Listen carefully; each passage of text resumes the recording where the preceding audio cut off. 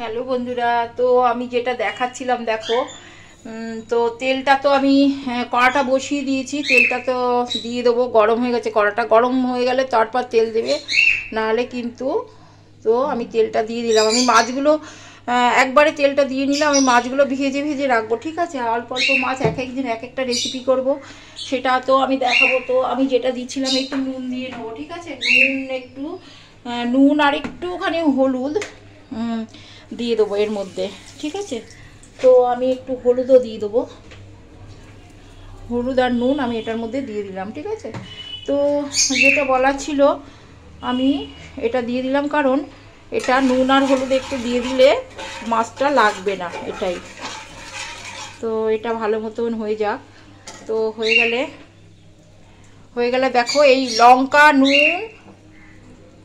নুন এর মধ্যে লঙ্কাটা দিয়ে নিচ্ছি কেন, মাছটা টেস্ট হবে। তবে আমার আর একটু আগে তোমাদের দেখাবো বলে আমি মাছটা আর কি করিনি, মাখাইনি এই মশলাটা।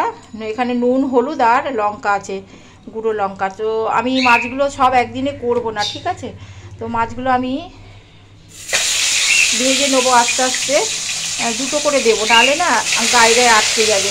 তো আমি এটা 4টে মাছ নিয়েছি। আমি মাছটার কী কী রেসিপি করব সেটাও আমি দেখাবো। তো এইগুলো লঙ্কা নুন হলুদ এটা মাখিয়ে নিলাম। এটা হচ্ছে মাছের তেল।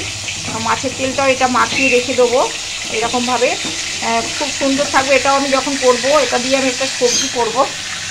মাছের তেলটা রেখে দেবো, দেখো তেলটা খুব সুন্দর তেলটা।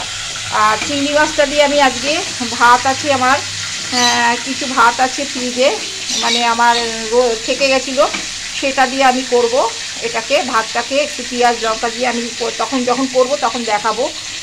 আর এটা হচ্ছে তোমার ট্যাংরা মাছটাও আমি ভেজে রেখে দেবো, এটাও নুন লঙ্কা হলুদ ভালো করে মাখিয়ে নিলাম, ঠিক আছে। এটাই হচ্ছে আমার আজকের ভিউ আর কি। দেখো এইগুলো মাছগুলো কীরকম তোমরা কমেন্ট করে জানাবে।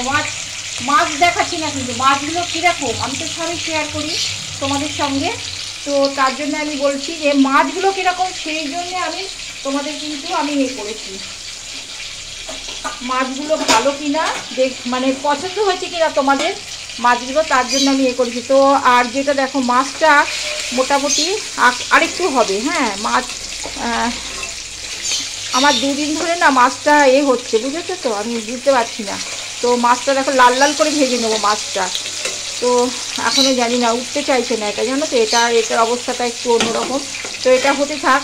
তো আজকের ভিউ, আর মাছের তেলটা তো তুলেই রাখবো। আর এখনও পর্যন্ত আমি ফ্রিজে যেটা আছে সেটা আমি এর পরের এটাকে দেখাবো। বাই বন্ধুরা।